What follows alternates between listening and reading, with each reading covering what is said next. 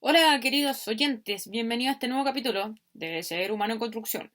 Hoy día, por cosas de tiempo, hay harto que decir en este nuevo capítulo, segunda parte de Jesús y los herejes. La semana pasada, no, el capítulo pasado, estuvimos hablando un poco de esto de Jesús y la hegemonía cristiana junto con este valor comercial que se le ha dado al cristianismo, del cual yo siempre peleo. Ahí le doy mis ciertas gratitudes a Lutero por dejarlo alguna vez en vista, pero lamentablemente se vuelve lo mismo y parece que, bueno, en realidad la historia en general, pero digamos que el cristianismo pasa por un proceso que vuelve a ser circular. ¿Por qué? Porque los fariseos vuelven a aparecer, los cambistas vuelven a aparecer, los discípulos que no tienen idea de lo que están haciendo pero quieren seguir a Jesús vuelven a aparecer. Me declaro uno de esos personajillos. Y bueno, estábamos hablando un poco de eso y hoy día quiero hablar, si es que me da el tiempo, en dos fracciones del capítulo, pero vamos a ver qué sale. Pero vamos a seguir trabajando con este tema de Jesús y los herejes y su relación con la herejía.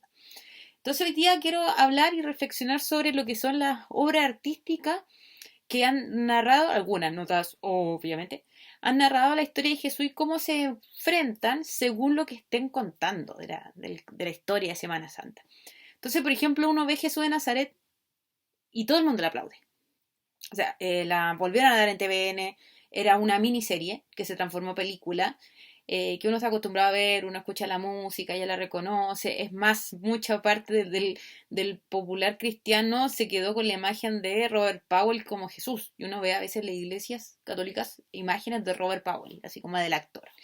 Eh, y es impresionante. Y otra cosa, lo volvemos a hablar del tema de hegemónico de el actor niño que hace Jesús de ojos azules, rubio, blanco, hacia destellante, que uno tiene que casi cerrar los ojos de tan rubio y blanco que es cuando uno sabe que Jesús era casi imposible que fuera rubio, o sea, era más cercano a ser negro por donde vivió a que fuera rubio, pero ya, entonces estamos hablando de Jesús de Nazaret. Entonces una obra que todo el mundo aplaude, que nadie se acuerda que Franco Sefirelli dice, no sé, yo no me meto en la vida privada, pero era homosexual, pero nadie se acuerda porque si la gente lo hubiera sabido de antes, quizá no la hubiera visto, cosas típicas tradicionales del populus. Pero como la historia es cercana a la Biblia, entonces se aplaude mucho, es una tradición y es casi pecado no verla un Viernes Santo, al menos en Chile. Como digo, un canal vuelve a darlo después de que le parece que iban a frenar y es aplaudida por todo. Pero empezamos a descender en escala o empezamos a ver diferentes tipos de obras que a veces no son tan aplaudidas o generan otro tipo de reacciones. Por ejemplo, la Pasión de Cristo. Entonces uno ve la Pasión de Cristo, todo el mundo llorando, cristianos, ateos y demás, y agnósticos, y todo el mundo llora porque es sufriendo. Pero como que la gente tiende a llorar harto, entonces piensa que porque lloró harto es más cristiano. Entonces yo ayer vi las dos. Ayer día viernes vi Jesús de Nazaret y vi la Pasión de Cristo. Eso no me hace más ni cristiana, ni me acerca más al cielo, ni me hace más buena persona. Simplemente vi dos películas con el mismo protagonista en Semana Santa. Pero eso no te dice nada. O sea, si a mí me dicen por llorar, yo la verdad es que, claro, uno ante el sufrimiento llora. O sea, ante lo que me salió mi lágrima ante los niños del Sename, me sale el sufrimiento. O sea, yo lloré hasta con Spider-Man 3, entonces seamos sinceros. No porque usted llora por la pasión de Cristo, a usted lo hace mejor cristiano, ni a mí tampoco. Digamos las cosas como son. Entonces, cualquiera puede llorar con la pasión de Cristo. Como lo dicen, yo lloré hasta con Batman, la 3 de Nolan, Batman, Caballero de la Noche Asciende. Entonces, las lágrimas no nos dicen nada. Entonces, claro, está la Pasión de Cristo, uno la aplaude. Magnífico como está hecho los efectos especiales, nada que decir, pero de cristianismo también nos dice poco. Entonces, esas dos obras son bien aplaudidas, todo el mundo la aplaude, maravilloso, lloramos y todas las cosas por el estilo. Pero eso no nos hace mejor cristianos, dejámoslo claro. Y ahí empezamos después a descender. Ahora viene Jesucristo Superestrella. Personalmente, yo la obra de Camilo Sesto la vengo escuchando de chica, me la sé de memoria. Hoy la escuchaba cuando estaba en cassette. Mi papá tenía el cassette, ni siquiera el CD o teníamos Spotify. El cassette de Jesucristo Superestrella. Y ahí empieza a ser menos aplaudida. O sea, los países de habla hispana la aplauden porque es Camilo Sesto y todas las señoras eh, generación antes que yo, las madres de nuestra generación y los padres, mi papá, fan de Camilo Sesto, la aplaudían porque era Camilo Sesto. Pero fue censurada, por ejemplo, en algunos países como en Chile. En Chile no llegó la obra de teatro, solamente llegó el cassette. ¿Por qué? Porque ya no nos habla del Jesús de la Biblia, nos habla de un Jesús que se cansa, que María Magdalena tiene que consolarlo, un Jesús que en Getsemaní está sufriendo, cree que a lo mejor no va a llegar a la cruz, dice que quizás se va a arrepentir, entonces ya no es tan aplaudida como Jesús de Nazaret o la Pasión de Cristo. ¿Por qué? Porque ya Jesús empieza a tener un matiz mucho más humano. Ya no es ese Dios bondadoso que baja a la tierra y vive entre nosotros y es maravilloso y es intocable, sino que pasa a ser mucho más humano. Entonces, esa segunda película ya es aplaudida en 50%. Ya no es un 100% aplaudido, perdón. Y luego viene una de las obras más heréticas que a mí me encanta.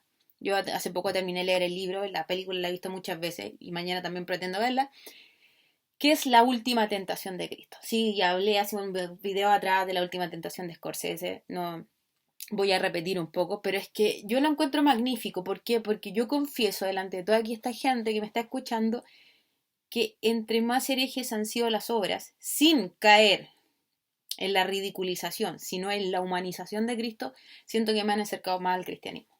Como les digo, este video está hecho para ateos, creyentes, agnósticos, creyentes cristianos, no cristianos, musulmanes, islámicos, budistas, lo que quieran.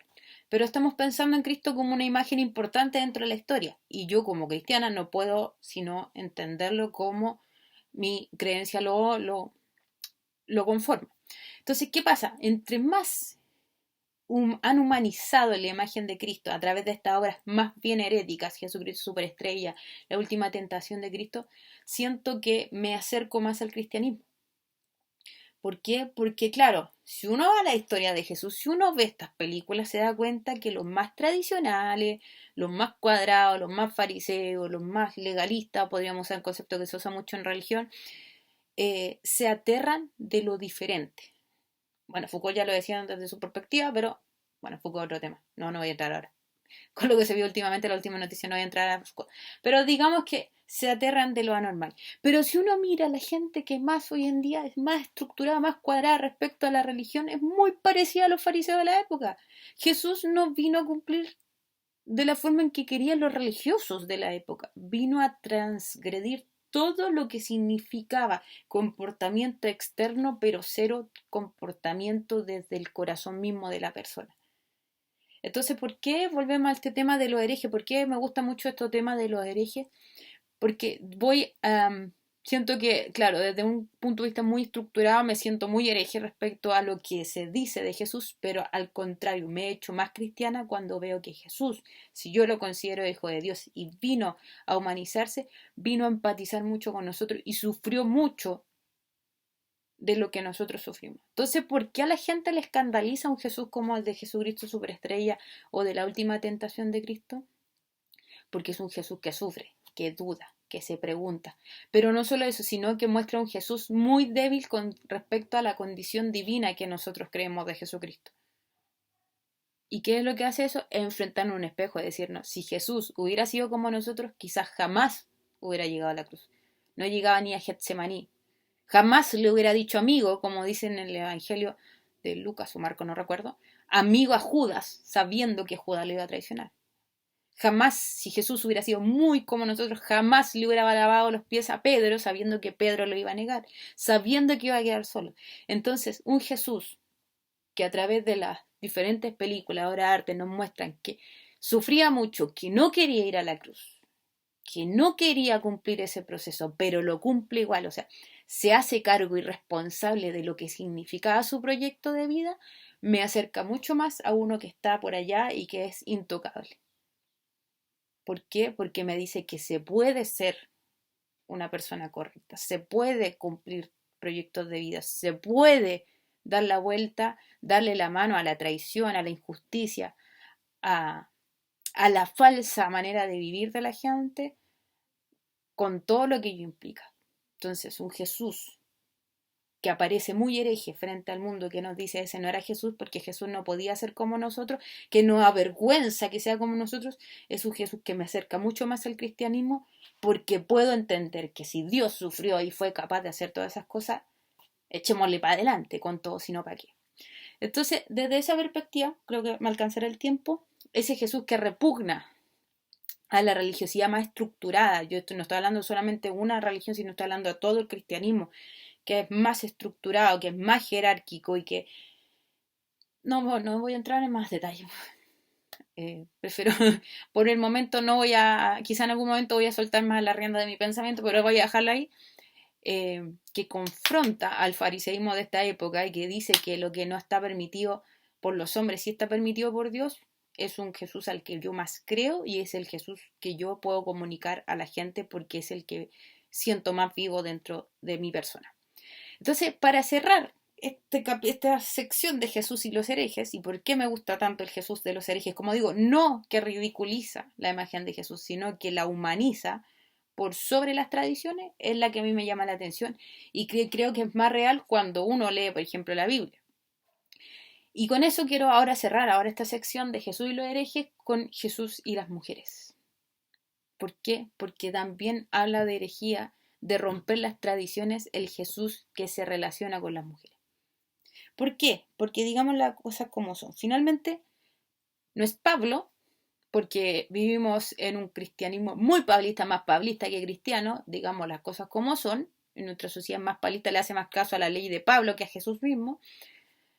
No van a ser las otras secciones de la Biblia, va a ser la esencia de la Biblia Antiguo y Nuevo Testamento. Es decir, Cristo, quien viene a revalorizar y redignificar la mujer en su paso por esta tierra. ¿Por qué? Porque a una mujer adúltera que estaban a punto de apedrear, que la ley, que decir las cosas como son, lo legal dice que hay que matarla, él la exculpa. Y no la exculpa para que siga adulterando, la exculpa para que ella pueda crecer, la ama aún sin ni siquiera conocerla.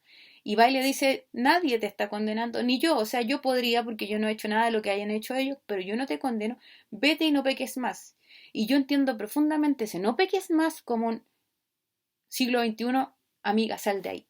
Amiga, no estés con un hombre casado. Amiga, no te metas en una relación insana. Amiga, sal de esa relación tóxica. No te voy a decir que no lo hicieras, ya lo hiciste. Pero Jesús está diciéndole hoy en siglo XXI a todas esas mujeres que están sufriendo violencia, amiga, sal de ahí. Ese no peques más no está condenándola, le está diciendo no sigas por ese camino que te está haciendo daño. Entonces, podríamos decir que Jesús es uno de los precursores del amiga, sal de ahí. Siendo que él podría tirar una piedra como los mismos hombres de la época, no lo hace. Luego viene María Magdalena, mujer que según la historia bíblica era una mujer condenable, era una prostituta según se interpreta en la Biblia, es la primera que ve a Jesús resucitado, es la que lo acompaña a todos lados. Es decir, ¿qué hombre, incluso hoy en día, siglo XXI, va a ser acompañado? ¿Qué personaje diplomático, qué persona protocolar va a querer ser acompañado públicamente por una prostituta? Nadie, ni hoy en día. ¿Por qué? Porque le van a sacar siempre en cara su pasado. En cambio, Jesús la hace una de sus mayores discípulas contra lo que pensaba la sociedad. Por otro lado, tenemos a María y a Marta, que son las hermanas de Lázaro. Estoy nombrando las que nombra la Biblia, puede que hayan habido muchas más, no sé, pero de lo que nombra explícitamente está María y Marta, hermanas de Lázaro, amigo de Jesús, y María va y le lava los pies a Jesús, y en medio de todos los hombres. Y dice, no, este lugar no era para mujeres, ¿por qué? Déjenla entrar. ¿Quién dijo que había lugares para hombres y para mujeres? Está diciendo Jesús. ¿Quién dijo que había que separar por género? ¿Dónde estoy yo puede estar cualquiera? Creo que está diciendo Jesús, no hay por qué separar entre hombres y mujeres. Cualquiera puede estar en este lugar. Y cualquiera que ame tiene también derecho a también a ser amado. Entonces Jesús rompe ese vínculo con las tradiciones más machistas y fundamentalistas de la época. Por eso Jesús, por mucho que haya gente y como digo, que me escuche que es atea, pero en Jesús tenemos un personaje histórico que trasciende mucha cultura de la época. Y finalmente, cuando Jesús va donde Lázaro, que había muerto, Jesús sabía, según el relato bíblico, que él iba a resucitar a Lázaro. No obstante, cuando María llora, el versículo más pequeño de la Biblia dice que Jesús lloró. Que Jesús haya llorado en ese momento no se explica desde lo divino, porque uno dice, si sabía que iba a resucitar Lázaro, ¿para qué llora? Pero la Biblia cuenta que él empatizó con María. Él sabiendo que venía algo bueno, aún así fue capaz de dolerse, empatizar, algo que casi es imposible en el humano común y corriente. Llora porque empatiza con el dolor, llora con el que sufre. Y llora en este caso con una mujer, no le dice, ay, pero si tú eres mujer, ustedes las mujeres son tan lloronas, si esto se va a arreglar. No le dice, oye, déjate llorar y hace algo, sé productiva. O anda, déjate llorar y arregla tu vida. No, llora junto con ella. Es decir, en una época donde las mujeres son despreciadas, Jesús dice, yo voy a llorar junto contigo, porque puedo imaginar lo que está sintiendo la pérdida de un ser querido. Entonces, cerrando este gran sección de Jesús y los herejes, no solamente estoy mostrando por qué Jesús, o sea, Jesús era un hereje para la misma tradición judía, primero que todo. Segundo, lo que quise mostrar, aprovechando Semana Santa, que el cristianismo ha sido muchas veces el peor enemigo de Cristo. Y que Cristo era más humano y más cercano a nosotros. Y como vuelvo a reiterar una y otra vez, aunque se le considera un simple filósofo, un simple profeta, lo que quieran considerarlo, no podemos dejar de darnos cuenta que nosotros como seguidores, los que somos cristianos, hemos sido a veces más terribles y más inquisidores que Jesús mismo. Por eso, si me quieren considerar hoy en día parte de la herejía de los cristianos, prefiero ser un cristiano hereje que un cristiano que, si hubieras vivido en esa época, hubiera sido la primera en crucificar a Jesús. Bien, gente, nos estamos viendo la próxima semana en un nuevo capítulo. Vamos ya a retomar otros temas, no solamente de cristianismo, aunque siempre es un tema interesante.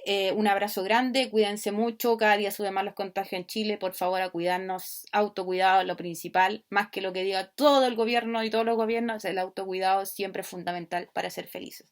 Y recuerden que aquí van a encontrar ideas, opiniones, conjeturas, herejías a través de la reflexión, porque simplemente soy un ser humano en construcción. Nos vemos el próximo capítulo.